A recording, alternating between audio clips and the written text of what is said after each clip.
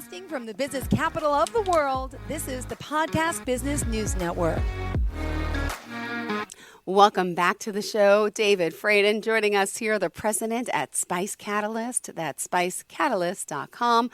Hailing live from Los Gatos, California. He is here as an entrepreneur, a very successful man who has a lot of knowledge, a great background working in the markets and the places he has, and the 5 keys to product success. We've been working on this. He's helping consulting and to train. And so he can really help you and your company.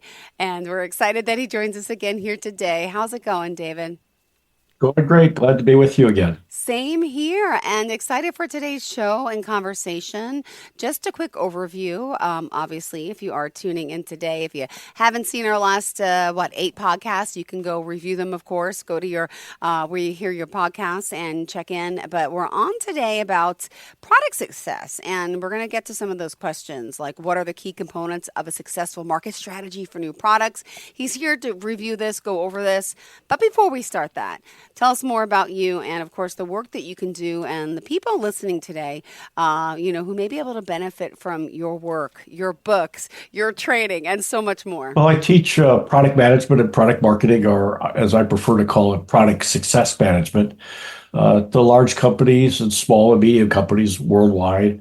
My number one client is Cisco, and I've trained almost half of all the product managers at Cisco, not only in the United States, but also in Europe and in India and in China. And through all this work and the books that I've written and the courses I've written, I've learned what the 5 keys are to product success and how companies can be successful if they follow those 5 keys. All right. Well, we're excited that you're here. And by the way, we're opening up the phone lines, 631-307-4010. If you have any questions, that's 631-307-4010. Feel free to call in at any time. In the meantime, let's start. So what about the questions about product success? Let's start with those. What are some of those key components, would you say, that makes up a really good market strategy for those new products out there? It's important to recognize that a market is a place where people go to buy your product. Marketing is the effort to get people to go to that market.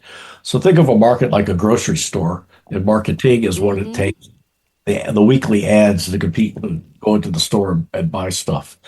So the key components of a successful market strategy, and that's the first part of the SPICE, the keys to successful products. The S in the word SPICE, hence my company name, Spice Catalyst, is to have a product market strategy. The first key component is have a set of values, have a vision for your company, and then roll that up into a mission statement so that their products fit within that brand, that vision, and that mission, and that vision for your company. Then it's understanding what it is that your customer wants to do. It's understanding what their use cases are for the product, what problems are your customers trying to solve. Then there's doing a market analysis and a competitive analysis. Take a look at current and potentially future technologies and insights, the personas of your target customer, your market size, your market segments, your target markets, your total available market. And that gets all rolled up into the value proposition for your product or your service. It enables you to do product positioning, which is a position in the mind of your prospective customer as to where your product fits. Then evaluate opportunities and risks, and then start doing innovation on that product or service. And all innovation is being able to do something faster, better, quicker, with higher quality, with style, and or at a lower cost. That then gets rolled into one of the product's features, its advantages over the competitors, and the benefits that are accrued to the user, to the customer. A pricing strategy, a budget, return on investment analysis, a product roadmap so that you can extend the product line over time, and then that results in a product portfolio. So those are the key components of a product market strategy. And in my book, Successful Product Design and Management Toolkit, which widely published, and it's used in executive MBA programs in a couple prestigious universities in India, I go into these in much more detail. And actually, there's 32 components to a successful market strategy for a product. Well, thanks for sharing some of those with us today. And by the way, go to spicecatalyst.com. You can find out his books there. Just Google his name, of course, David Fradin. Everything pops up there. Let's talk about how you identify and can also prioritize unmet customer needs when you are developing or someone's developing a new product. Well, I go down to the lowest level, and that is understanding what it is that your customer wants to do. Others talk about jobs to be done, but I don't think that's granular enough. Then others have written about outcome-based innovation, which is even less granular. So in terms of what a customer wants to do is what do they want to do? Why do they want to do it? Where do they want to do it? How do they want to do it? What's standing in their way? How important is it? How salient is it for them to get that thing done? And then how satisfied are they with the current way of doing things? Then you can do a formula, which is in my books, between the importance and satisfaction and prioritize on that. So, for example, if you find something that everybody says is a 10 out of a scale of 1 to 10, 10 being the highest of importance in terms of wanting to get it done, and they are very unsatisfied with the current way of getting it done, maybe it has a 2 or a 3, that kind of item would have a higher priority in terms of development over an item that has a high importance but also has a high satisfaction, which means they're not in that great of a need for your particular product. The key there is to identify 15 unmet needs. And once you've identified it, that's when the window for your market has opened for your product or your service. And then as those 15 unmet needs are met by other competitors, then you convert to what the Boston Consulting Group calls a cash cow. Don't invest anything more in research and development of the product or service and just try to maximize profits. Awesome. Thank you so much. Anything else you want to add to that before we continue? Nope, that's it. Awesome. Let's move on down here to our next question. And by the way, David Fradin is his name, spicecatalyst.com. Don't forget to look us up and check him out. And of course, the lines are open 631-307-4010. If you have any questions, please feel free to reach out about his book, about his market strategies. Any question, of course, you can ask 631-307-4010. So how can companies effectively use customer observations to drive innovation? Well, I say you find out what it is that you want what your customer wants to do by first observing them, then interviewing them, then surveying a larger selection of a sample, and if you have big data and analytics available, to use that data. So in the case of observation, a classic story is that you can't really ask a customer what they want or what they need in terms of the solution. You can ask them what they want or what they need in terms of the problem that they're trying, what it is that they're trying to do.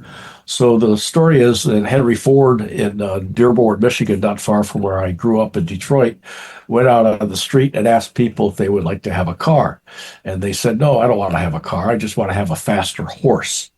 Well, if he had sat on a stoop of one of the saloons in Dearborn with his beer in his hand, he would notice people whipping their horses with sticks to get through town faster, or to try to get their goods in their wagons to market faster. So they did not know that this solution of a car existed. And in fact, that's probably why the first automobile was not named an automobile or a car. It was named a horseless carriage. And that's right. You told me that. so you pick up these insights on what customers want to do by observation. There are stories where Steve Jobs, after he introduced the iPhone, would hide in the bushes outside the Palo Alto Apple store and just observe people going and coming, and to begin to understand and use as part of his vision for the future of the product what it is that people and companies want to do. And by the way, you've been working, obviously, you mentioned Steve Jobs. You've worked with him in the past, haven't you? Well, I worked around him in the past. Just bring up, if you don't mind, a little of that background with all you've done, Hewlett-Packard, Apple. You've been a lot of places. It's always good to hear. When I was at Apple, there was two Steve Jobs. The first one that was at Apple that was pretty arrogant and enamored. And then the second Steve Jobs that came back to Apple, who had corrected the problems that he had the first time he was there. One of the problems he had is he was afraid to obsolete his own products. So he tried to cancel the product line that I was just hired to manage the Apple III. And I had to do some things to get around him in order to make sure that the product got to market and that the 75,000 customers out there that had Apple IIIs were not dumped by the company Mm-hmm. and remain loyal to the company. And in doing so, running it as a cash cow, I was able to make enough profits to help fund the development of the Macintosh and keep somewhere between 1,000 and 1,500 employees at Apple employed as a result of the profits that I was making. Wow.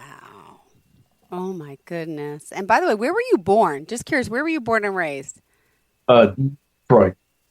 Did you say Detroit? Detroit. Pronounced Detroit. Ah, got it. All right. Thank you so much. All right. Wow. Fascinating. This man, his background, and all he's accomplished. It's so modest, so down to earth. And that's what we love about you. And, we've been here talking for the past, 2 months and getting to know each other. Is it 2 or 3 months at this point? I'm not even sure. But always fascinating, full of so much insight, and I know you're really just love helping, people and companies, and that's what we're doing here today. So we just talked a few moments ago about some of these successful products and strategies, shall I say, and we want to know about customer observations and really how do companies take, what people are saying into account for, what they're doing next, how they're driving innovation. Well, higher quality. And then in the case of like the Apple Watch with style, some of the first early Apple Watches came out that cost $10,000, and people love to pay that kind of money if they have that kind of money, just to show off the fact that they're prestigious with this expensive Apple Watch, which at the time did nothing more than tell you what time it was. Mm-hmm. Although one of its great value propositions is to monitor your health on a continuous basis. So by observing what people do, you can then begin to identify ways of doing things faster and better. So for example, right now, if I wanted to find people on LinkedIn that were interested in product success, I would have to take a whole lot of time poking through each of everybody's profiles and guessing whether or not they might be interested in that.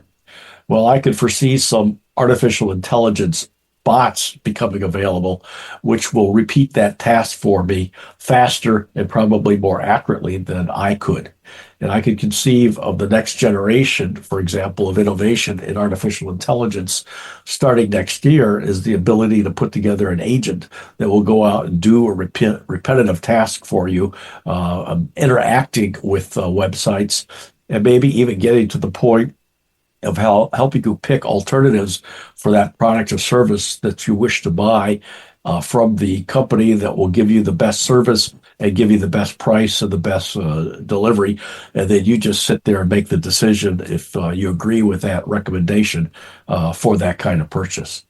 So that's an example of observing what people are doing every day and then applying or deploying artificial intelligence to enable those things to be done faster or better with higher quality. Beautiful. Thank you so much. And also want to remind everyone at this time, please feel free to call in 631-307-4010. And if you want to reach out to David directly, how do we do so? Bye. Oh, you are breaking up. One more time, David. This happens a lot. Let's do spicecatalyst.com and hopefully we'll hear you again. That's spicecatalyst.com. David, are you with us? Can't hear you. David Fradin. That's Dave at spicecatalyst.com. I can tell you that until we hear him again. Can you hear me now? Yes, I can. There you go. Beautiful. Where do we leave off? So let's see. Now I lost my place. The role. Gut instinct. How that plays with product development and, when you compare that to the data-driven type of decisions. Well, you have to have some gut vision. That was one of the great things about Steve Jobs is he could see what the personal computer business was going to be like about 6 years ahead of time and project out to that.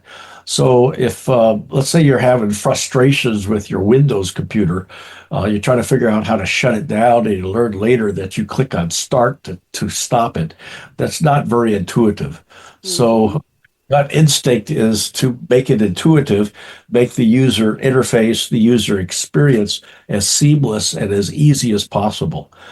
For example, I just got a email today from Amazon saying that I could run a promotion on my books, and all I had to do is to click on the submit a promotion, and Amazon knows what books I have on Amazon, and then it said, okay, pick the book and pick the price and pick submit. So now they're going to be available at a lower cost for the first 15 days of January on Amazon as part of a sale.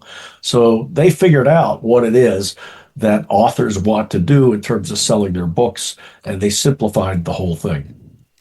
wow. Oh my goodness. And hold on. 631. Oh, we got a call.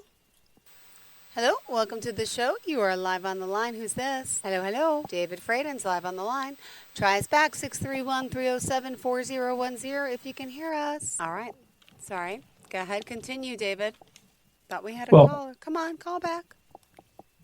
yeah, I'm ready for the next question. I should just mention the last few weeks, Comcast has been redoing their network here Oh. in Valley, and I've had a lot of outages as a result of that. Oh, So maybe that's what it is. All right, perfect. Thank you. What about corporate values and how they impact long-term product success and company longevity, would you say? well, when I was writing my book a few years ago, Building and Sailing Great Products, I knew of the importance of corporate values to long-term company success. So I went back and I examined the 1965 Fortune 500 list of companies worldwide. And I was familiar with many of those companies because I had raised money from them for my student organization, the Federation of Americans Supporting Science and Technology. So I made three columns. One is, did these companies back then have values?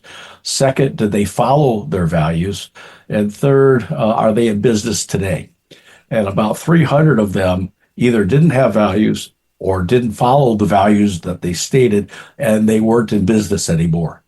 So the nice thing about having values and the things that I liked about it at HP, called the HP Way, and Apple values, is when we all went into a room to make a decision about something related to the product or the service, we were all coming from the same place.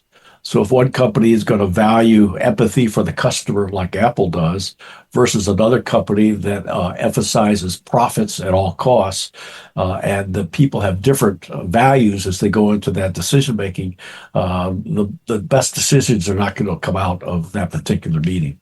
So that's why values are so important. I also found that values are important to an individual, and that if they choose to go to work for an organization, to make sure that that organization has the same kinds of values that they have. And if they do, they'll tend to thrive and get promoted. If they don't, they'll probably get fired, and that will be a mercy killing, or they'll quit and they'll be happier afterwards because of the conflict between their values and their organization's values will be ended when they move on to the next thing. Oh, and sometimes going into an employer, you think their values may be the same as yours, and then you find that out the hard way. But you got to also go through it, and sometimes that's the case. It's happened numerous times to myself, and I'm sure many people out there. But time to move on and find, grow in a sense, and find something that suits you better. So, how does David Fradin define a product success manager? Would you mind sharing that? Well, I don't like the title product manager because most people don't understand what it is that you do. And I've been running a campaign to get people to start using the term product success manager because they're principally responsible for the success of the product. Okay. And I also advocate going back to the origins of the product manager, which was at Hewlett Packard in 1938. And it was based upon a memo that was written by a brand manager at Procter and Gamble. And the brand manager was adapted to become the product manager. And the brand manager had authority over paying for the market research, for paying for the marketing materials, for paying for the advertising, so forth. But somehow the job description has evolved that the product manager has all the responsibility but no authority. So I advocate going back to that. And then the product manager must be sure that the product aligns with the corporate strategy and is always focused on an outcome-based approach. Perfect. Thank you for that. And also, what would you say, success? How do you measure success? Did you want to kind of deal with that? Yeah, some people say the success of the product is its profits or its gross revenues or its number of units sold. But I'd like to suggest some other things like a net promoter score for satisfaction. I think you'll find that people that shop at Apple and shop at Amazon have very high levels of satisfaction. I bought something the other day from Amazon. I wanted to return it. 2 or 3 clicks later, then I get a QR code, take it down to the local Whole Foods grocery store, hand it to them. Don't have to box it up. Don't have to find some tape to close up the box. Just hand them the actual product. They scan my QR code, and within an hour or two, I have a refund. No questions asked. You compare that to other buying and returning experiences that one has had throughout one's lifetime, and that is so easy and so satisfying. I try to do almost all of my shopping on Amazon, for example. Another measurement of success is overall customer satisfaction. Another way to look at it is if, let's say, you have a service on the internet, how many active users do you have, and how rapidly are the number of active users increasing or decreasing? You've got a problem if it's decreasing, and you're trying to have it always accelerating and increasing. So the rate of that acceleration of customer acceptance is another key factor that leads to long-term satisfaction and success. Another factor is retention. A lot of companies have programs where they get you to sign up for a trial, say it's a 7-day trial, and then how many of people are converted from that 7-day free trial to paying for that subscription, and how long do they remain paying for that subscription. And that's related to another success factor called churn. What kind of turnover is there? Are there new customers coming in that are exceeding the number of customers that are leaving? Another factor is lifetime value. For example, in the early days of the personal computer industry, a lot of companies flocked to IBM PCs and Microsoft DOS and Windows computers because they were cheaper than Apple computers. But back in the 2000s, IBM did a study, and they found that people that had Macintosh computers, those companies spent 20% less maintaining the computer. I know when I was on a Windows machine, I always had 2 Windows machines on my desk because I was doing video editing and they are constantly crashing. So I was always assuming the Microsoft position of rebooting one computer while I was getting work done on the other computer. When I switched back to Macintosh, I noticed that the amount of effort that I had to put out to support my own computer went down substantially. So I a longer lifetime value out of the Mac computer versus a Windows computer. Another way of measuring success would be if you're running trials, how many of them are actually paid to convert and continue paying. And then lastly, how much time are people spending using your particular product or your service? That could be a leading indicator for overall customer satisfaction, not only in terms of what the product or service does, but also in terms of being satisfied with how it's doing it. Perfect. All right. Well, we are almost out of time. So, how what else did you want to try to get in for today? I know we didn't get to finish everything fully, but talking about the measuring success. Do you anything else you want to add to that? Well, that's about it. Just an interesting point in trying to put together the content for this session. Because we've asked people to write in and send emails asking questions about that they would like me to answer. So we got a few of those, but I went to an AI tool called Perplexity, and I asked it, what questions would you like to ask about product management and product success? And that's where all these questions came from.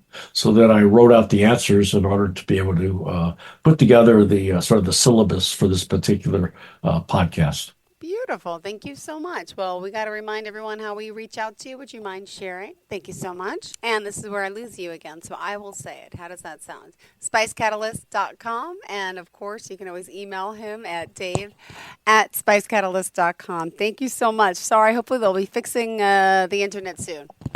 Thank you, David. Bye.